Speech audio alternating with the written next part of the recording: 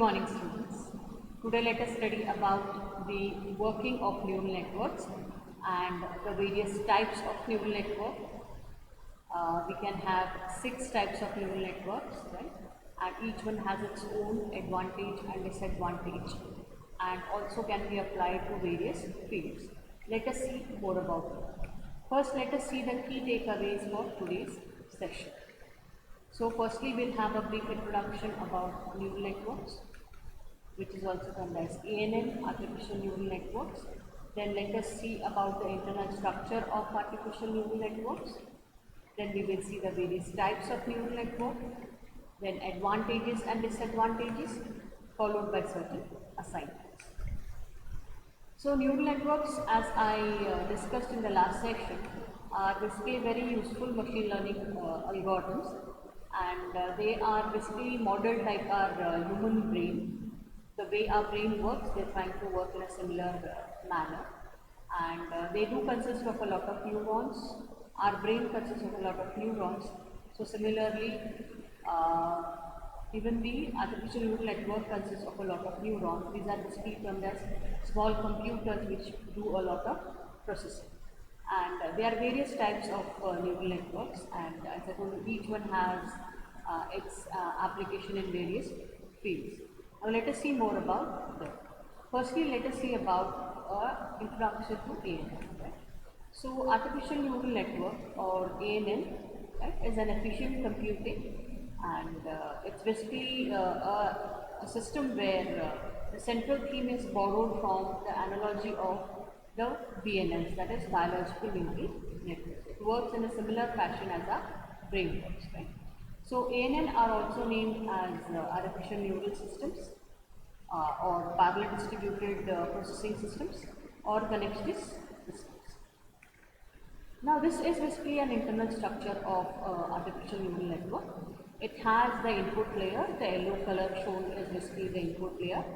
Then there is a hidden layer, that is the blue color. Various neurons are there at the hidden layer also. And this basically helps in converting the input to the output. Then you can have multiple hidden layers. So as we have a green, that is also another hidden layer. Right? And then we can have the output, that is basically which is going to produce the kind of output we are expecting. Right? So various numerical calculations are done in between, right, where the inputs are multiplied with the weights, and the input with the weights and is basically added together, and then given to an activation function, and also a bias is added to the inputs, which basically helps in varying the output. So let us see more about the internal structure.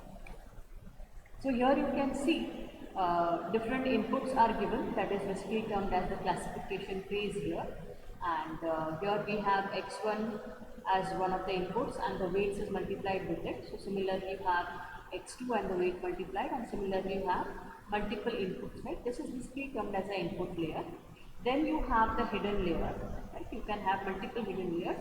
In this case we are showing 2 hidden layers, right? The weights are multiplied, they are added together and then given into the hidden layer, and here again one hidden layer gives the input to another hidden layer, and then finally it is basically converted to the expected output. Okay?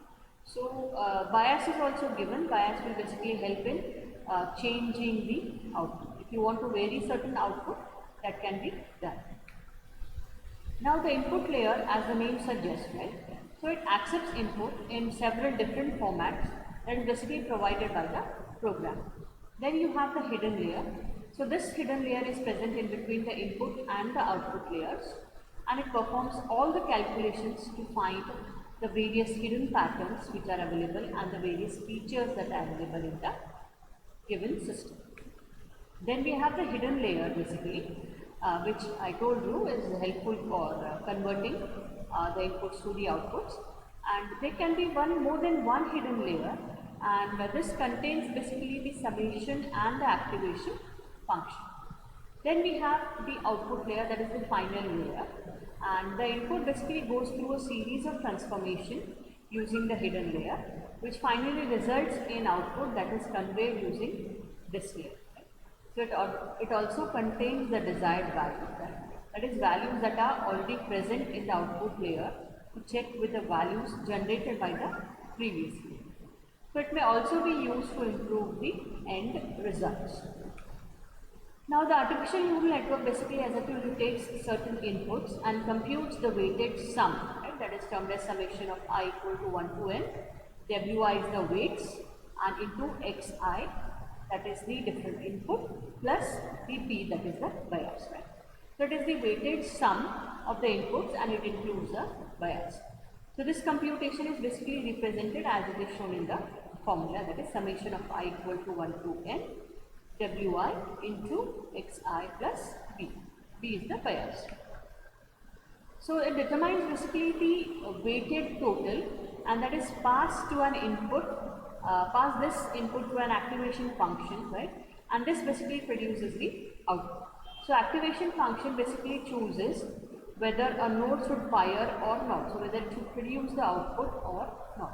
So only those who are fired make it to the output layer. So only those are carried to the output layer which carry some information and they are fired. So there are distinct activation functions. Various activation functions are available that can be applied upon the sort of task we are trying to perform. We will be studying about the various activation functions also in another class. So as of now, this much is sufficient. Now we have 6 types of neural networks in ML. Feed-forward neural network, radial basis functions neural network, Cohen self-organization neural network, recurrent neural network, convolution neural network, and then you have modular neural network. We will be seeing about each one of them in the forthcoming session. So firstly, feed-forward neural network. This is very simple neural network and very common neural network. Right? And the data travels only in one direction in this case. It moves only in the forward direction. That is why it is termed as feed-forward direction. That is from the input to the output. And then when you actually use it, it is fast. But when you are training it, it takes a while. So during the training phase, this is a little slow. So almost all vision and speech recognition application use this form of neural network. Then we have the RBF, that is radial basis function. It is also called as RBF neural network. And this model classifies the data input based on the distance from the center point. It basically takes the distance into consideration from the center point. Right? So if you don't have any training data, for example, you will want to group the things and create a center point, like creating clusters. So the network looks for the data points that are similar to each and groups them. So it tries to find similar points among the different data points and it will try to group them or cluster them. So now the application of this is the power restoration system. This is very important application and very helpful for the human because it will help in restoring the power when power is needed. Even for the factories and all when it is needed, not just for the human. Then you have the Cohen self-organization neural network. So in this case, the vectors of random inputs are input to the discrete map comprised of neurons. So it's going to have various inputs and this is of discrete map and it's comprised of various neurons. Right? So vectors are also called as dimensions or planes and applications include using recognized patterns in data like medical analysis. Right? So it's basically used for tumor analysis or various types of tumors which are of similar type.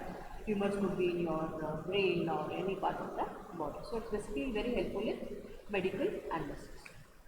Then we have the recurrent neural network. So in this type of neural network, the hidden layer saves its output to be used for future prediction. So in between the values are saved. The output becomes a part of its new input. And applications here is basically text to speech conversion, which is very popular with Google. Then we have CNN, that is convolution neural network. So in this type, the input features are taken in batches as if they pass through a filter. So this allows the network to remember an image in parts, right? So the image could be remembered in different parts. And applications include signal and image processing, and specifically facial recognition is one of the major applications of CNN.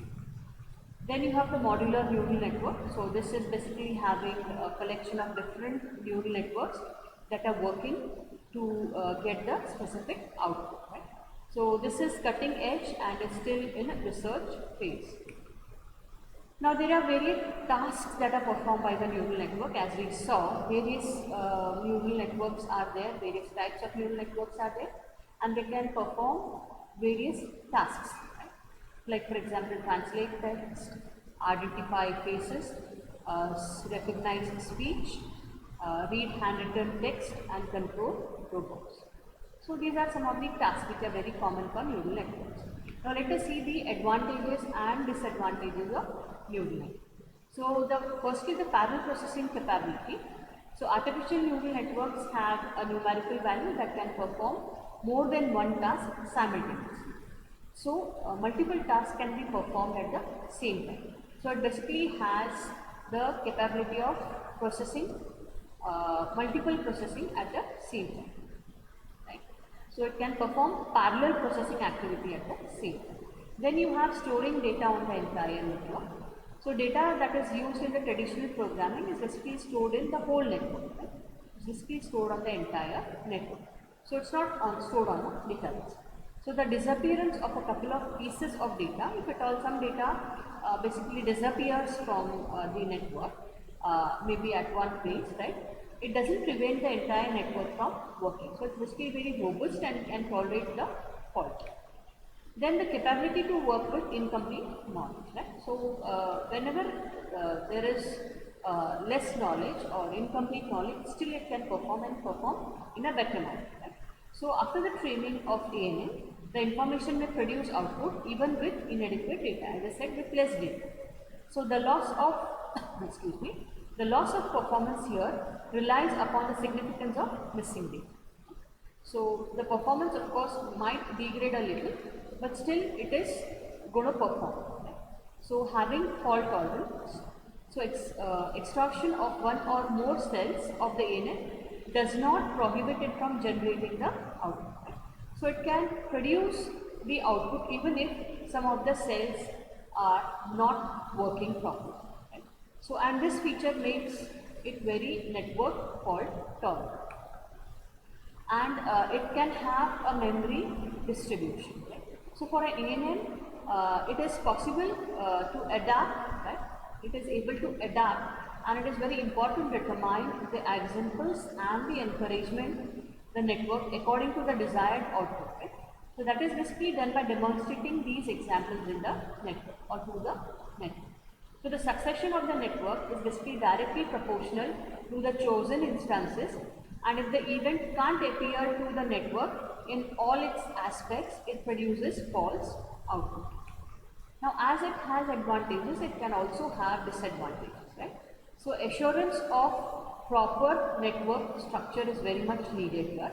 So there is no particular guidance, right, to determine which particular structure works better for which particular design. So the appropriate network structure is basically accomplished through experience, trial and error. So this is very important. Through trial and error you can find out which one will be better. So you do not have any standard particular guideline for this. Then unrecognized behavior of the network. So it is most significant issue of artificial neural networks. When ANN produces a testing solution, it does not provide basically an insight concerning why and how. So it decreases the trust in the network. So trust is a major issue, and if it is reduced, people may not use this. So it basically provides an unrecognized behavior. So you should be able to tackle with this issue properly. Then the hardware dependence. Artificial neural network need processors, right, with parallel processing power. So as per their structure, they have to be designed, right. So therefore the realization of the equipment is dependent. So it is very much dependent on the hardware. The duration of the network is unknown. So the network is reduced to a specific value of the error. At times you might come across error or the loss function, and this value does not give the optimum results. So the optimum results have to be obtained only when the error is reduced. And then there is a difficulty of showing the issue to the network. Some errors you may not be able to trace to the network. So ANN can work with numerical data, and the problems have to be converted to the numericals, whatever text are there, whatever other data types are there, they need to be converted to numerical values before they are being introduced to the ANN. Right? So the presentation mechanism has to be resolved here. Will basically directly impact the performance of the network. So whatever translations you do, whatever mechanism you follow for conversion, so it will have a direct impact on the presentation of the network. So it relies on the user's ability, how strongly the user can perform. These are certain questions for today's session. You can just have a look at it. And if you have any query, in any specific topic, do not hesitate to contact me. And we are done for today. Thank you. Please do not forget to connect me if you have any errors, and stay connected for further sessions. Thank you.